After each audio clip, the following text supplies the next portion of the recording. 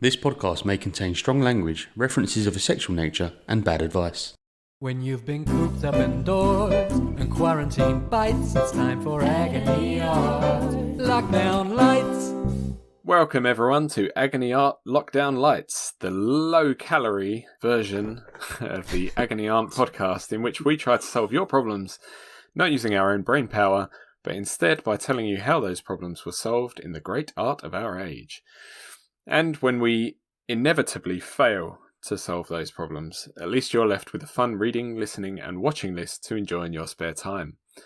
My name's Aaron. I'm an author and a reader of books. And I've got Karl, our film fanatic, and Liam, our music maestro, here with me in our virtual studio to record Lockdown Lights, Episode 8. Say hello, lads. Hello. Guten Tag. Told you it was coming. That's the pig from Shrek, isn't it? They hoofed and they poofed and they... Sign the eviction notice. Our listeners are slowly learning that Karl is secretly a polyglot. How many languages do you speak, Karl? Oh, barely one. So the lockdown light formula, lads, is proving to be quite popular with the listeners. We've been getting a steady stream of new listeners every week, and it's reopened a heated debate amongst the Agony Art presenters about episode length and whether this should be the standard or our previous format should be the standard. Do you think this is a safe place to let our listeners in on our thinking, or do you think it will end up in fisticuffs like it did last time? I think we should not talk about it and move on. Really? Do you reckon? Is that because you threw the first punch last time? On to problem one. The problem is, listeners, that Karl and I are fans of long podcasts, and Liam is a fan of more condensed, probably half-an-hour episodes. But it also matters about content, doesn't it? Because you can have a long podcast when you're continuing to be entertained throughout because you don't notice the time passing. Is the problem, Liam, that we're not entertaining enough to maintain an hour-long podcast? I think there's an element of that. I think, to be honest though, the golden rule in any statistics is correlation is not causation, right? So we've seen a steady stream of new listeners. But that's not necessarily because the episodes are shorter. It might be that just because we've had a few episodes coming out being released fairly regularly, that we're getting new listeners that way. People are picking it up. People are like, oh yes, I listen to this every week. It's all right. It's not brilliant. Might be all the celebrity guests that we've invited on. Yeah, well, we've had quite a few, haven't we, so far? Yeah, we haven't had any responses, but we've had... have you got any input, Karl? Do you think that this has changed your opinion at all, the lockdown light format? Or Perhaps a little bit in that they've been good episodes. The main thing is, I think if we did it in this format, we could get more content out quicker and... More regularly, yeah. I think what I don't want to do is keep doing it remotely. Because I like doing it in person, in the actual studio. Yeah, it's because we've got so much Diet Coke in my house, isn't it, Karl? Well, and beer, and coffee, and Yorkshire puddings. Oh, those Yorkshire puddings. Yorkshire puddings on tap. I think what we should do, since we've got so many, what was it, thousands of listeners now? Millions it might have been, actually. Millions of potential listeners. All over the universe as well. Yeah. Why don't we put the question to them? That's a good question. That's a good point, Liam. Let's do it.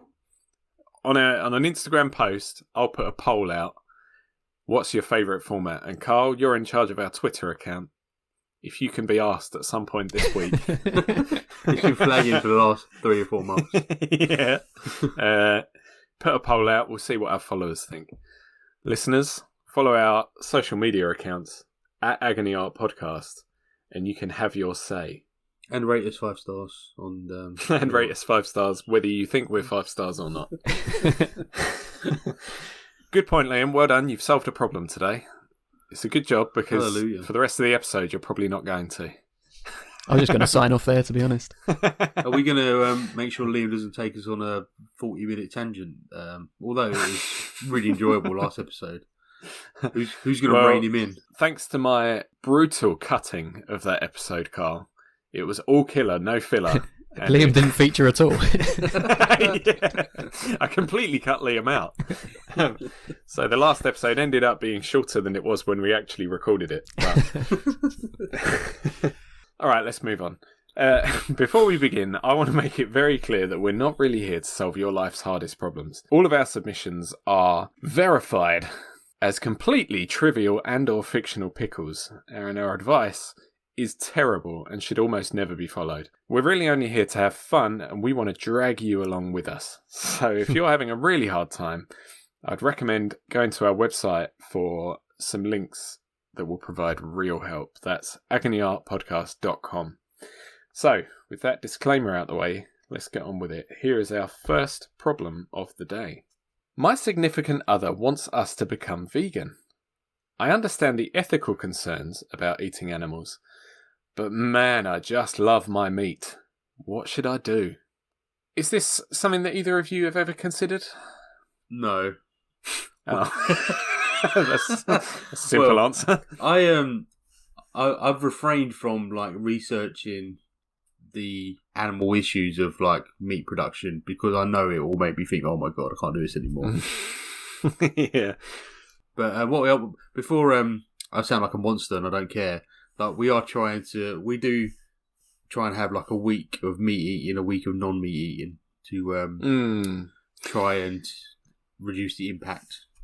I think there's also environmental issues, isn't there, with meat? Exactly. Yeah, it's not just ethical concerns about animals, which is a big deal. Like if you're an animal lover and you do read about what goes on in the meat industry, you do just think, how can I support this? Because it's so sad, but. Also, yeah, climate change. Huge contributor to climate change. I've persuaded my wife we've gone down to about 3 or 4 days a week we're veggie. So if everyone did that, it'd be a massive reduction, wouldn't it? But everyone doesn't do that, and we've still got a long way to go. One day maybe I will be a vegan, but right now I'm struggling to get there, but one step at a time. There are I say alleged because I've not looked into it, health benefits to being vegan as well. I remember watching this documentary about how they reckon it adds 10 years onto your life expectancy on average or something like that. The word I was trying to say there was life expectancy. What I actually said was life expad dad. Yeah, I'm sure you could get people arguing for health benefits for any lifestyle that they were trying to sell you, though. That's the only problem. Yeah, that's true. So who wants to start? In fact, let's think of an anonymizing name for this person. Can you think of any famous vegetarians or famous meat eaters? I was going to say Dandy because in the Dandy Warhol song Bohemian Like You, he says something about being vegan. What was it? You asked. If you dig on vegan food, come over to my work. I'll have them cook you something that you really love. That's what you don't mean the guy from the Dandy comic who eats massive meat pies? Desperate Dan. That was Desperate Dan, yeah. Yeah, let's call him Desperate Dan.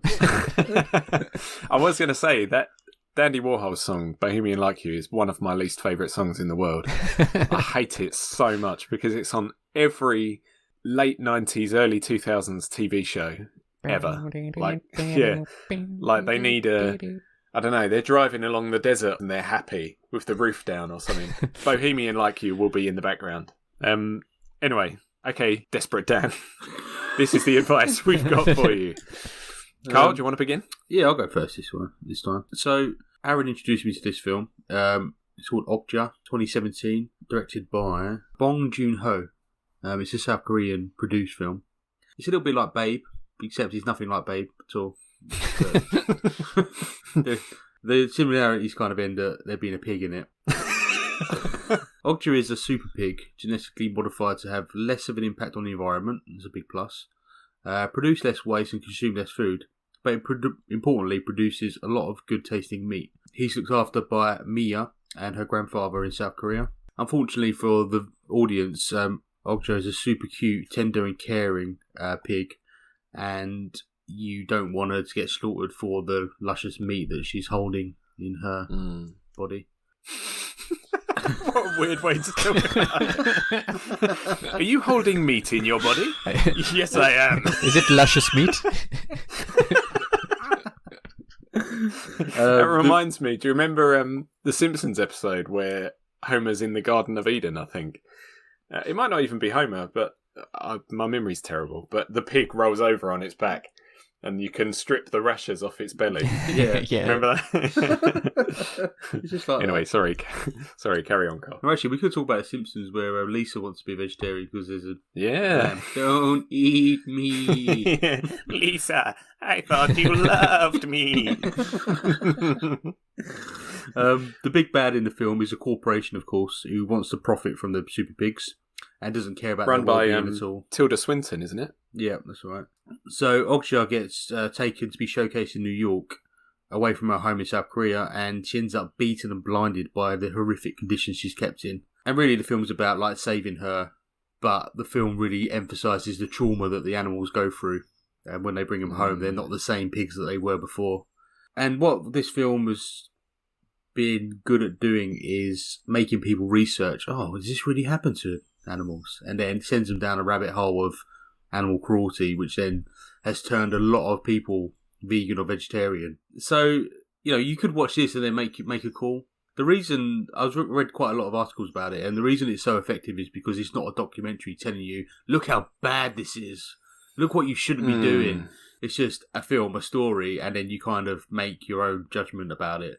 Some people don't care about animals and won't give a shit about the pig at all, and that's just them. But yeah, so, I think people don't respond well to being preached to, basically, do they? Even if they agree with your point, if you're badgering them about it and treating them like they're wrong for not taking action, the same action that you are, you're going to get someone's back up. Yeah, and they're not going to want to. So this film is a good way of doing that without being preached to, I think, because you'll either feel for the pig, do some googling Wikipedia about abattoirs and things, and make a call, or you won't. Yeah, or you'll think, oh, I could do with a bacon sandwich. Yeah, a genetically superior bacon sandwich. Well, I've got a couple of examples just like that. Then, so you can read them, educate yourself a little bit, and then make your own judgment. And what I've got are children's books. So they're probably below the level you really need. What did we call him again? Oh, yeah, Desperate Dan. Desperate Dan. First one is That's Why We Don't Eat Animals by Ruby Roth. It's for 6 to 10-year-olds. And it will give you a long list of reasons not to eat animals. It says, while some animals are protected by laws or born into loving homes, others live painful and lonely lives on factory farms where hundreds or thousands of other animals are raised for meat and dairy. But they too live and breathe. They too have feelings and families. And we're shown the animals that we love, like pets, and asked how we can tolerate other animals being treated poorly just because they're, not at the forefront of our minds. They're not in front of us every day. And that is how I feel about it as well. It's like, I would call myself an animal lover, but I still eat meat. And it's like a hurdle to get over in your mind, isn't it? There's a better word for that. What's it called? Where You've highlighted something else as well, which we haven't even touched upon really yet, which is the dairy industry. So, if you're cutting out meat, that's part of it. But vegan, you've got to cut out dairy as well. And I don't know. I mean, call me a terrible person, please. You're a terrible person. But I can't imagine a life without dairy. No? Why? Are you a big cheese fan? Big cheese fan. I've had milk in probably, obviously like, tea and coffee and that sort of thing. I suppose there's soy milk and that sort of thing, isn't there? Yeah, I have oat milk in my coffee now. Do you? Yeah. It's nice as well. In fact, when I have a coffee with cow's milk now, it tastes weird to me. And next time you do come round, we talked about a fridge full of Coke. I've got a fridge full of oat milk now. One of the shelves is like 100% oat milk, so you can try it next time you're around if you want.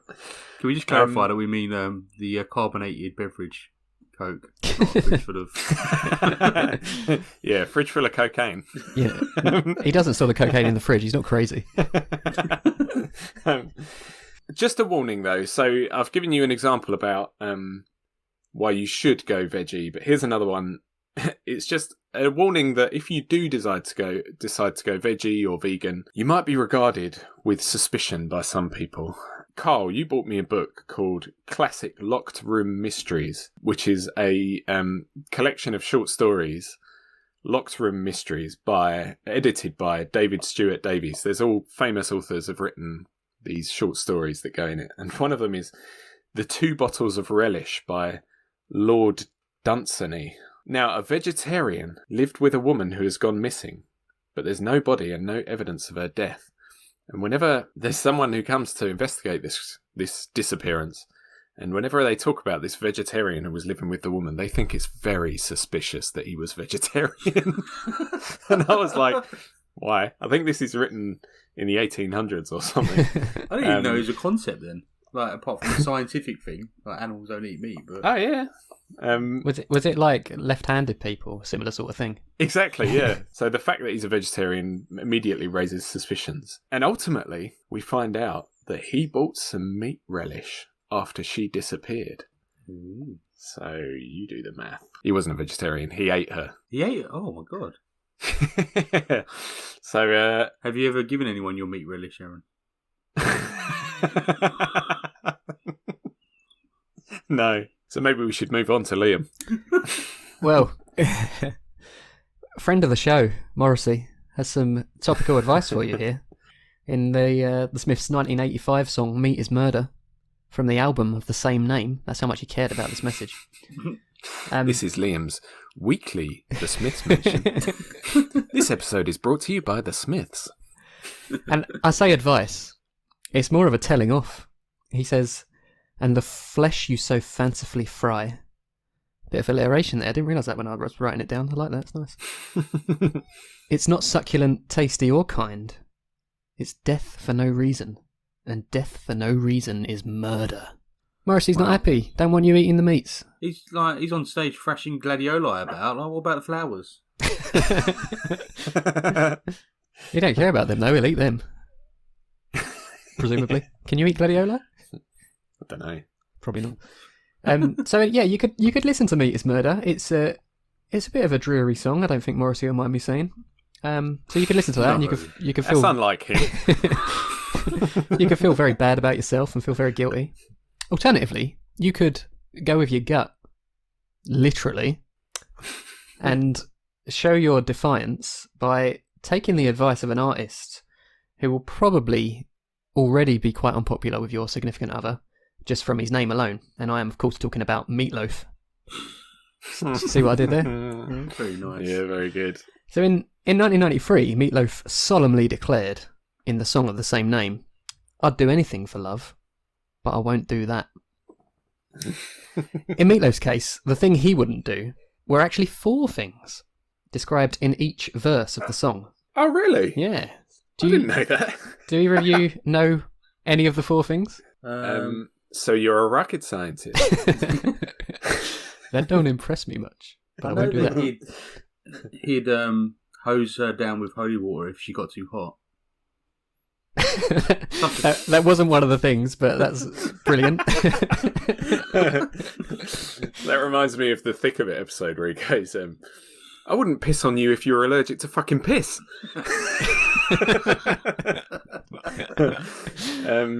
I don't remember. I always thought the thing that he wouldn't do was a mystery. I didn't know it was described in the verses. Maybe I should have learnt the verses as well. This is what he said in an interview, which I forgot to mention. So maybe you can include the interview in the show notes, because I have no idea what it was. But he said he'll never forget the way you feel right now. That was the first one. Second one was, "Forgive myself if we don't go all the way tonight." Bit weird. "Do it better than I do it with you." And probably the most romantic one, which is, "Stop dreaming of you every night of my life." It's not hard to be the most romantic one when all the other points were fucking weird. So he was being quite romantic, but Desperate Dan, you could take it in the opposite direction, and you could say that the one thing you wouldn't do for love is become a vegan. Go vegan. So there you go. Sounds like we've run out of examples. Has anyone got any wrap-up points? No, good. What's your problem? There's no use trying to pretend you haven't got one. The three of us are here to lend a friendly ear and help you out with all that strife that's lately marked your life. Why not divulge it? You never know, we may have tips that help you solve it. We know it's unlikely, but it's an impossibility if you don't share your problem.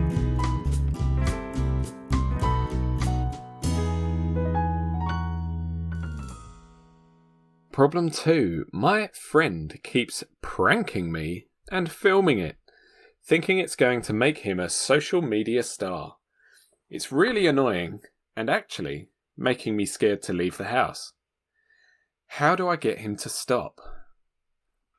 I didn't know this was a real thing, that people actually played pranks on each other in real life.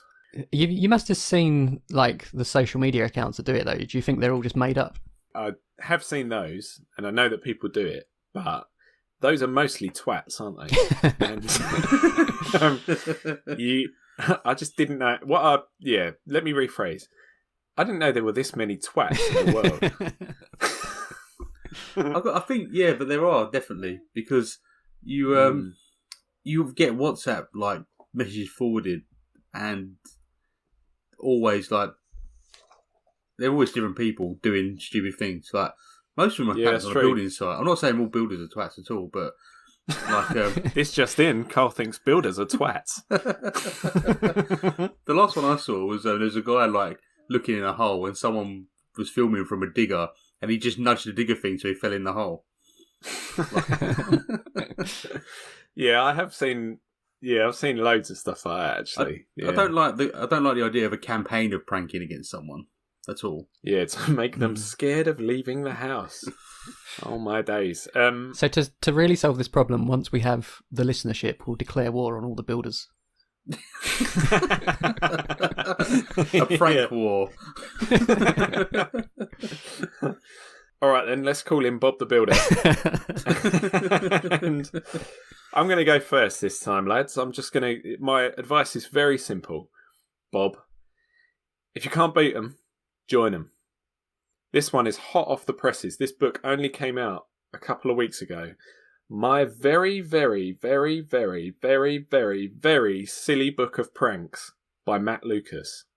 Now, really, it's aimed at kids. So, Bob the Builder, if you are over the age of 10, maybe you won't even find any good advice in this book. But some prank suggestions from the book include a method of making a fake puddle so that it looks like milk has spilt all over the table, and stuffing newspaper into the ends of people's shoes so that they think their feet have shrunk. Oh my days. Yeah.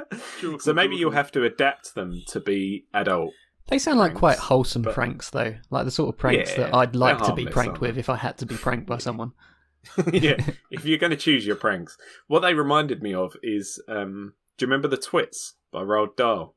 Yeah. They start playing pranks on each other, don't they? They, I think it's on each other because they hate each other, don't they? The Twits, I think. Like adding length to their walking sticks so that they think that they're shrinking. Remember that? It gets higher and higher, and I think they stick furniture to the ceiling or something. Don't the animals do that to get back? Oh, do they? Do they? Yeah, and then they end up sticking them to the ceiling. Yeah. Oh, really? So, that's a revenge prank as well, I think. What's the biggest? Yeah. So there you go. What's the biggest prank that's ever been pulled on you? When I was at uni, I went away for a weekend, and when I got back, all of the furniture for my bedroom was in the kitchen. It was quite harmless. I don't mind though. Like when I was a kid, we did the classic, like very dark thread tied to a door knocker across the road, hiding behind a car. Just knocked it like all the time until they found the string, and then you run away. Yeah. Well, I think there's only one way to get a prankster to stop, and that's to prove that their antics just don't bother you. right? And I think there's a song that will give you a really good mentality for this, and this is Chumbawamba's 1997 hit, Tub Thumping. They would have you declare, fearlessly, I'll get knocked down, but I'll get up again. You ain't ever gonna keep me down. Pop quiz time. We haven't had one of them in a while. Do you know how many albums Chumbawamba had when this song came out in 1997? 8. Karl, was that a guess? Yeah. You're right. It was their 8th album. They formed in 1982. By the way, I'm not going to go through the whole story here, but Chumbawamba's backstory is pretty interesting. I've watched a program on it, actually. Weren't they a punk band or something before? Yeah, exactly. Was this because they did a Kickstarter to create a documentary called Chumbawamba: The Untold Story? Is that what you watched? No, it was I Love the 80s on BBC Two. Or I Love the 90s. Right. Yeah. I mean, I did not know any of this about Chumbawamba. So they started out as a punk band. They were very anti-establishment. Their first album was a dig at Live Aid. It was called Pictures of Starving Children Sells Records. That was in 1986. They were involved in a EMI protest album, as documented on Discogs.com, called Fuck EMI in 1989, in which various artists covered popular songs without permission from the copyright holders. And then, of course, ironically, in 1997, they were signed by EMI. And like the cut of your jib. that led to another punk band of the time, Oi Polloi, releasing an EP entitled Barefaced Hypocrisy Sells Records, the anti-Chumbawamba EP. And it's just a massive saga. And if you're interested in learning more about it, I can recommend episode 4 of the Surprisingly Awesome podcast, which is a tub thumping special. It's very interesting. And then the ultimate sellout by doing a pop song, essentially. Yeah. Well, and according to them, they basically justified it by saying, well, we had a message that we wanted to get out to everyone, and this was a massive platform to do it, so we took the opportunity. And they never really stopped being punk, or at least appearing to be punk, because, you know, they subsequently did a load of weird stuff, like they were on Top of the Pops, and they changed the words to Tub Thumping to be about New Labour. They poured a jug of water over John Prescott at the Brit Awards or something like that. What's John Prescott doing at the Brit Awards? I mean, why was he even there? In both of his Jags. That sounds like it's probably a story for another podcast, doesn't it? The John Prescott podcast. Yeah, but that was my tangent for the week. But yeah, just get knocked down, get up again, and tell them. How did Chumbawamba relate to Bananarama? I think they're brothers. So I'm kind of on Aaron's side about revenge pranking, I think. Or, you know, this is one method. So Kit Harington in Game of Thrones, as many of you know, he married, what's her name? Egret in the programme. Is it Egret? Yeah. But her name is Rose Leslie. He pranked her by putting the model of his severed head in the fridge of her trailer. So when she opened it, she saw his severed head. And her way of dealing with that was said, if you ever do anything like that again, then we're over. So I thought it was going to be a revenge prank, but it was just, yeah, I will fucking dump you if that happens again, you shit. Yeah, and it won't be a prank, yeah. While I was looking at pranks like in the film industry, Alan Rickman put a fart machine in Harry Potter's bunk, and when they were filming like a quiet nighttime scene, he'd like set it off, which I thought was quite hilarious. I didn't have Alan Rickman down as a prankster, to be honest. I always think, whenever you see bloopers as well, where they've deliberately made a blooper, one of the actors has essentially pranked one of the other actors, or, you know, set them up to fail in a scene. I always think, do the crew not just hate them at that point? We've set up to film this scene. We thought we were going to get it done. Exactly, Why are you fucking making this longer than it needs to be? There are loads and loads of George Clooney, Brad Pitt pranks, which you must have thought made the whole filming like Oceans 11 and 12 horrible for everyone else. Exactly. It's funny for the audience, and it's funny for you two, but all the crew are thinking, I've already worked a 16-hour day. I don't need any more of this. We've got to reset this one now. Yeah, remake up. It's like Friends is very similar. There's so many outtakes videos on YouTube of just I've forgotten his name, Matthew Perry, just doing something really stupid halfway through a scene. The king of pranks is Paul Newman, it seems, but he had a campaign against one director, George Roy Hill, the director of Butch Cassidy and the Sundance Kid. Paul Newman is a very famous actor, a bit of a method actor as well, obviously, and he kept coming up with scene suggestions which the director ignored. So the first thing he did on the set of Butch Cassidy was to saw his desk in half and then put it back together, and he always used to sit on his desk, and then he fell through the desk, obviously. Oh, okay. That's a big one. Yeah. Did they have a spare desk? I don't know. Did he saw it in half himself, or?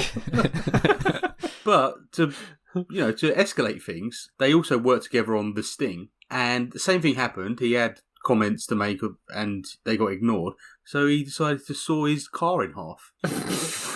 Why is he always sawing things in half? No idea. And then the last thing, the same actor, same director on the set of Slapshot. Newman got annoyed at the director for refusing to buy the crew a round of drinks. To get back at Hill for his penny pinching, Newman staged a horrible car crash with another dummy dressed like him, scaring the bejesus out of Hill. So I think the answer there, for some reason, they kept working together. But that's the thing. People will carry on if you just allow them to do it. But I think the art that I suggest you look at is a MTV TV show called Revenge Prank with Paulie D from Jersey Shore. And so the idea is, apparently, there are 24 episodes worth of people that have pranking campaigns against someone that need... what a load of shit. Just like Catfish. I don't believe a single one of those fucking Catfish people were actually catfished. Some of them are just ridiculous. Like, they prank someone into thinking they've won the lottery, which would really piss me off. Yeah. Well, this one as well. The Prank with Sprinkles on Top, episode 18. Paulie D helps Bella get revenge on her boyfriend, Damie, by inviting him to go on a dream date to an ice cream parlour. Little does he know it will turn into his worst nightmare. But it gets a little bit weird. With episode 13, The Prank That's 6 Feet Under. Vinny helps Precious get revenge on her girlfriend, Jay, by tricking her into attending a fake funeral. Things get messy when the true identity of the deceased is revealed to be her boyfriend. What the fuck? So, yeah, there are various lengths you can go to. But maybe you've got 24 episodes of ideas there that might suit you. I thought this one might be handed to you on a platter, Karl, because of all the Jackass films. Yeah, I did think about that, but then what would I do? Just like tell you about various, like... Yeah, and it would be the same advice anyway, just all they do is prank each other all the time, and the advice would still be, just prank him back. The one that sprung to mind was the hair shaver, like going up behind people and shaving their hair. That is assault, though, technically. Maybe don't do that. So our advice is, show him that you're strong, from Liam, and from me and Karl, just prank him back. Fight fire with fire. Yep. The problem is, an eye for an eye leaves the whole world blind. If it's only one eye, though, you're not blind, are you? Yeah, I think there's a film where they say that, isn't there? Someone says an eye for an eye leaves the whole world blind, and the response is, well, not really, because there will be always one person with one eye left. All right, so sounds like we're reaching the end of that one, so it's all we've got time for this week. Check out the episode notes or agonyartpodcast.com to find links to all the media we mentioned, and for a link to the Agony Art Spotify playlist where you can listen to all the songs. If you've got a problem you'd like us to attempt to solve, you can reach us on our group Instagram and Twitter accounts at Agony Art Podcast, or on the submissions page on our website. I want to thank our resident Agony Aunts for their contributions. Thanks, Liam. Thanks, Karl. Thank you. Danke. Thank you for listening. We'll be back next week with more problems to muddle our way through and more entertainment for you to check out. See ya. Tschüss. Auf Wiedersehen. But I'd suggest keep it light, 'cause their advice can be shite, and they won't be held liable. Oh no, not at all, not here at Agony Art. Agony Art. Agony Art.